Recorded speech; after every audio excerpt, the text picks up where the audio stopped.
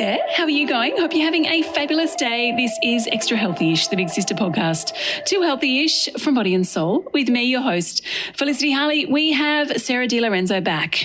I'm going to say she's a regular here. She is, yes. She's been on a fair few times over the past couple of years.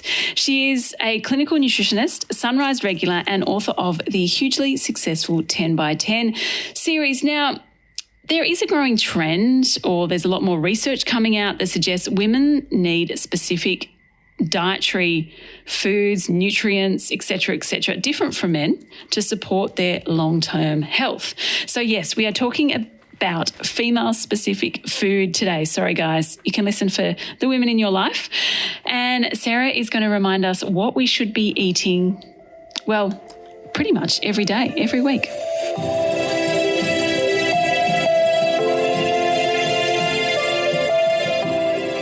Sarah, lovely to have you in Body+Soul HQ today. Thank you so much for having me. I'm so excited to be here in person. I know. Finally. Listeners, we have done this on Zoom many times through COVID, in and out of COVID, and now you are here. Yeah. Thank you. Thank you for having me. Now, I do ask this every time, but how are you staying extra healthy-ish today?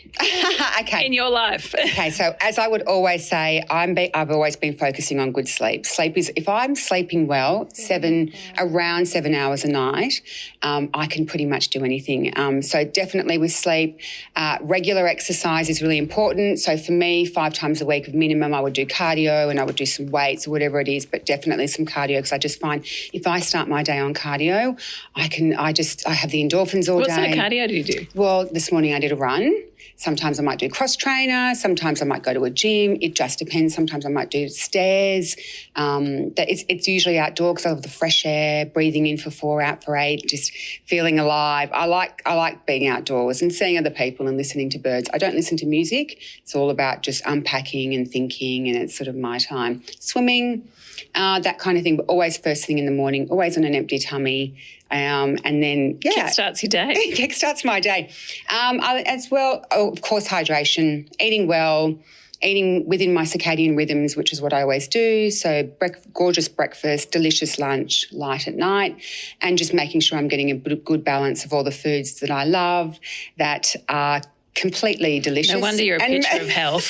Listeners, as she sits here, she is literally a picture of health. It's my job. It's my beliefs. You got to walk. You got to believe. Exactly. Yeah. Walk your talk. Talk your walk. Practice what you preach. That's what it is. Now, female-specific food, there's this, dare we call it trend, growing discussion that suggests women need a specific diet different to men to support long-term health. I mean, finally, yes, we are realising this. Yeah, I know. It's so important. I do really believe that we do. And I think that, as I've mentioned previously, women need to have their diet reconfigured and adjusted all through different life stages. But there are key things. Why are we told this? Well, I know. I mean, look, I'm telling you now. Thank you. Yes. I wish females had that education. I do, because it would save them a world of problems and let them enjoy life more instead of worrying about certain things that they're not educated about. So I hopefully being on this podcast can reach women. And also it's not until after you've gone through specific stages in life that you think, hang on, why was I not told to eat more of this nutrient or that, or absolutely. It's after the fact that you realise. Correct. Or it's when you get to that stage and it's finally like someone says, oh, maybe you should go and get your bone density done, or maybe you should be looking at what your carbohydrate intake is, or, heart health and all those different factors that we'll go through. But it's not until you reach that point that you're told that, like you said, whereas we should have that knowledge before to know that we're entering that life stage, and it might be more important to be focusing on calcium and vitamin D intake, vitamin K that are really important for bone. But I think we can talk about carbs specifically. Women shy away from carbs because of carbs have been demonised when they're not. They're really important, especially postmenopausal, for our heart health. So we need carbohydrates in our diet to absorb excess cholesterol that the body doesn't want to eliminate. So if you don't have enough fibre in the diet, you will get elevated cholesterol. So a lot of women avoid fibre because it's been linked to weight gain, or it's been, as with all the trends of the keto diets, Atkins diet, zone diets.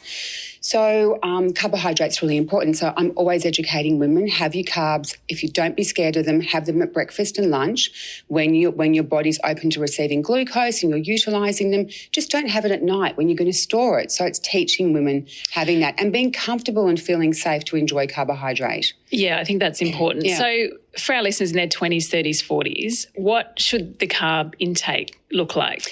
I always just say breakfast and lunch. So looking at something like, we talk about it in serving size. So if you're someone in the morning, you like oats or cereal, you only need half a cup cooked. So that's like quarter of a cup raw. That's a serving size. You'll see that on packets of things like granola and oats anyway. A slice of sourdough, when you're looking at, is considered a serving size. When you're looking at things like rice, and it's not big. I mean, when we're talking about serving sizes, I would think 2 slices of sourdough. That's what you order when you get your coffee. Well, often they're quite big, the sourdough. So you're looking at a big... That is true. They can often be like 2 slices of bread. So with sourdough, it would be 1. A serving size would be considered if smaller slices of bread, maybe 2. With rice, it's only half a cup. With potato, it's a medium-sized potato, only half. So you could be... It depends on your level of exercise. It depends on what else you're eating. I mean, there's other variables that come into play. If you're pregnant, breastfeeding, just a lot of things would come into play. But I always say to women, breakfast and lunch, enjoy carbohydrate and enjoy it. It will keep you fueled throughout the course of your day and stop you getting into that 4 o'clock overeating because you're not full enough. Oh, we all know that. The 4 o'clock Especially slump. if you work from home. Yes. And you have kids. 3, stay away from the pantry. That's the cortisol dip. Yes. Between 2 and 4 that you've just got to, I think the Europeans have it right. When they have a nap then. Yes. We should be doing that. Okay, so carbs. Carbs are good. Women who are listening and any blokes, tell the women around you. Yes. Carbs. What's next? Okay, so bone health, calcium, vitamin D, really important, and vitamin K. So we need calcium. We can have calcium's obviously important for bone. You see things like chia seeds are a good source of calcium, as well as figs, apricots, milk, yogurt. One of my favourite sources of calcium is the little bones that you see in small fish. So they're hard to eat. Like the salmon, in tin salmon? Yes, in tin salmon. One of my favourite recipes is to fork mash all of that together and make it into a patty, throw some chives or an egg through there and a bit of almond meal to bind it, salt, pepper, into the pan. That's one of the best ways to have that. Now, we also need vitamin D to basically escort calcium to our bones. So people forget that. So vitamin D, of course, you'll get it from the sun, 20 minutes of the sun, morning or afternoon. You can also get it from eggs, salmon, mushrooms are excellent sources of vitamin D as well. But to hold the calcium in the bone, vitamin K. So you'll get that all from your leafy greens, as I've mentioned. Things like a cup of broccoli will give you 100% of your RDI of vitamin K. We don't really talk about vitamin K very much. I mean, maybe when we first have a baby and they get a needle in their foot, vitamin K, but it doesn't really come up very often. Sauerkraut, cheddar are other good sources. So it's really important to make sure. It doesn't. No, well, I talk about it. It's not sexy. No, well, that's part of the 3 for bone. So D, and vitamin D, vitamin K and calcium. So making sure there's an adequate amount of that. This might be putting you on the spot a bit, but as a woman listening to this, I mean, we are told a lot, bone health. When you get older, you might have osteoporosis. It's very high prevalence in women. Mm-hmm. Is there anything we can do now to test our bone health, or is it just a matter of loading up on calcium, vitamin D and K and hoping for the best? You can definitely go and get tested, like go to the bone clinic. So there's lots of them around and get the scan done to see if you've got osteopenia. And also should we worry about it? I think definitely being aware of it is really important because it's prevention. A lot of it, all this kind of stuff is getting into prevention of osteoporosis, and that's what you want to do. Family history as well, you can see a little bit of that too. Lifestyle, exercise is really important. Exercise is weights. Strength training. Yes. Do you want to swap seats? Sorry. Yes, weights and strength. I have just had many people in that seat tell 100%. Me, fitness people tell me time and time again, lift weights. You're shouting it from the rooftops. I'm doing that specifically in my training program, and I did it this morning after my run because of osteoporosis prevention and just making sure that it's really important. I suppose what we can do is just be mindful of these things. Yeah, absolutely. As we go along, as we tick along the decades in life. I always say to people, make sure don't sort of like wing it or ad-lib or your health. Look at it as taking care of yourself as a job. Look at it, put it at the forefront of your thoughts. My health and wellness, my eating, my exercise is like, it's like a program that I run in my life. Like I'm always aware of it. I'm changing, and I'm always proactively thinking about what I'm doing for my health and wellness. I'm not just getting through the day ad hoc. I just don't believe you should do that. And don't you feel amazing when you do? Oh, so good. Feel so much. Feel so good. Look, I'm an advocate, obviously, like you. Yeah, and I'm a bit. Yeah. My life is guided by my value around health and wellness. Yes. But I feel so much better for it. So do I. And I think that having that chi, that vitality, feeling great, your body systems are all running really well, you're thinking clearly, you're on the top of your game. That, to me, that vitality is priceless. Yeah. I'm totally in love with that feeling. Mind you, some weeks it falls to shit. And I don't sleep. I can't help it. I go drink too much wine and there's no exercise happening. And then the next week I'm like, okay, I'm back on. And that's what I always say to people. Yeah, that's part of life. And part of life is to do that for us, to go away, to travel, to come back, to have jet lag, to be tired, to be on deadlines. But the most important thing is you get back on track. Yep. And that's what I always say to people. If you've overdone it the night before, don't beat yourself up. You can't go in the past. Who cares? The past, always let the past go and just go, right, this is my plan and this is my solution. I love solutions and plans. I like that. Yeah. We'll be back after this short break with more from Sarah. Iron. What's next? Iron. Oh, yes. Yeah, this is a big one. And I think I can't tell you how many women I see who are iron deficient. Iron deficiency is really been there. big. Yeah. And I've had an infusion. And I'm sure lots of listeners have probably had the same. And it's understanding like that, a lot of it we say with women is the menstrual cycle, fibroids, polyps, different things like that, endometriosis, which there's some great awareness about that lately. So there's a lot of iron deficiency, huge amounts. And I always say to people, you can, as soon as it's fatigue. I mean, iron deficiency symptoms are big: hair loss, fatigue. And a lot of people, and this is what really scares me about this, is like there's a big trend with the plant-based diets. And I'm always saying to people, it's okay to do those diets. Be smart with them. If you need to supplement with iron or get infusions, or it just so many things that people stay on top of it. Look for the telltale signs: pale skin, low energy, hair loss. Obviously, including foods like the broccoli, pumpkin seeds, leafy green, chicken, liver, red meat, seafood, but not forgetting, importantly, vitamin C. We need that for the uptake of iron. So it's vitamin C. They work together. So all your vitamin C rich foods like capsicum, just one capsicum will give you 166. Eating these foods together boosts your iron intake. Yes, absolutely. Yeah, you need it for the uptake of it. So it's a cofactor, vitamin C. So one capsicum will give you 166% of your RDI of vitamin C. One kiwi, 66%. 1 cup of strawberries, 99%. 1 cup of guava, when you can get it in season, 400%. Yeah, calcium. And no, vitamin C. Oh, vitamin C, sorry. Vitamin C. Yeah, I'm in the vitamin C mindset, sorry. That's okay. Yeah, vitamin C. So you can get it just by, that's why I love berries as well, because of that vitamin C. So also as well, your leafy greens. So as you can see, it's just having that like balanced, healthy diet, but really important for productivity, for just your functioning in life. Iron deficiency is like, I'm tired. I think what was really interesting, when I was borderline anemic, is that I couldn't disassociate just being tired from life. Yes.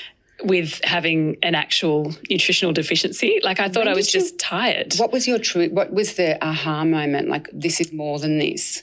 I just kept going back for blood tests and they kept going down and down and down. And then the lethargy, like I was so tired in the afternoons that it was the point where I got to the point where I thought, hang on, I don't think this is actually normal. Yeah. I don't think this is tired from having work, kids, life, whatever. Because it's that, because you can't control it. It's just the next level of tiredness. Like, I'm just going to have a lay down. I'm not really sure why I'm tired, because you're mentally there. You're like, I'm not really sure why I'm so tired, but I'll be with you in a minute. I've just got to lay down. I know, but it's dizziness as well and fainting and, it's so rife. And actually when I had my iron infusion, they said to me I was the fifth woman of the day in my, the 30s, 40s age bracket who's was getting an infusion. It's very common for women, particularly of that age group. Massively common, I know. And I'm always taught, one of the things I start before I do any of my weight loss programs or any patient that comes into my clinic, they have to bring bloods, and primarily one of the two things I look at is vitamin D, which is important. Obviously, it's important for energy levels, but iron as well, because if I start trying to treat someone and they can't do my program and they've got low iron, then it's just we're wasted time. So I hit all that stuff. Yeah, I mean, the best thing you do is have your blood work done regularly and keep an eye on all that. Okay, the last point. B12. B12. I know, and B12 is really important because it's animal based, and we need B12 to help form healthy red blood cells, and it's to do with our nervous system function. And so many people are vegan and vegetarian, and they're not getting enough B12, and so that kind of that alarms me. So I always say to people who want to take on their diets, this is when I would actually insist on supplementation. And a lot of people, so all my vegans and vegetarians, I actually say you've got to go and get a spray or a supplement. Other interesting thing about one, obviously anemia is linked to B12 deficiency, but as well, and people don't realise this, depression.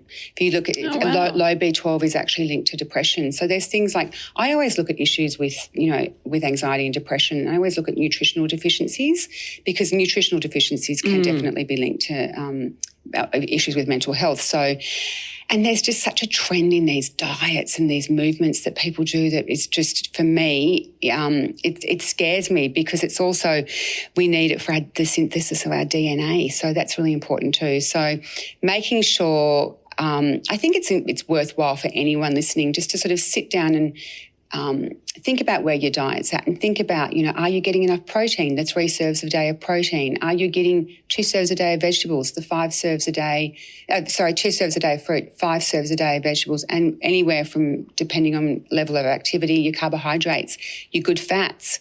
Just kind of, I do that. It's a little checking in, isn't it, every so often, thinking, okay, where am I at with this? Where am I at with that? Yeah. Have I eaten enough of this? Yeah. And just a check-in rather than making it a chore, and then it can become a problem. So I always say to people when they're looking at focusing on their health, one of the biggest things I say to them is, if you stick to dietary guidelines for over 3 months, it will become a way of life. Good tip. So just stick to it. 3 months isn't long to really do a diet diary. Look at it. Make sure you're getting that healthy balance of all your macros and micros, and exercise, as well as, of course, hydration, sleep, all those kind of things, managing stress. And if you're proactive for 3 months, it will become a way of life. I like that. Sarah, it was lovely having you in the studio. Thank you. I loved coming in. It's a highlight of my day. Oh, the highlight of my week. Thank you for having me. Okay, so this is what you need. Carbs, calcium and vitamin D, iron, vitamin B12, and off you go. You're set. If you're a woman, these are the things you should be eating on the reg. You like that? Yeah, totally. Anyway, wonderful having Sarah in the studio. We will have to get her back. She is a wealth of knowledge. Her book is called The 10x10 Kickstart, and it is out now. Now, if you want more, remember Extra Healthy-ish, this podcast, we drop a new episode for your wonderfully healthy ears every morning, Monday to Thursday. For more, head to bodyandsoul.com.au, jump on our social media, or you can also rate, review and subscribe to this podcast. And by the way, I will leave links to Sarah's other Extra Healthy-ish chats in the show notes. And until tomorrow, stay extra healthy-ish.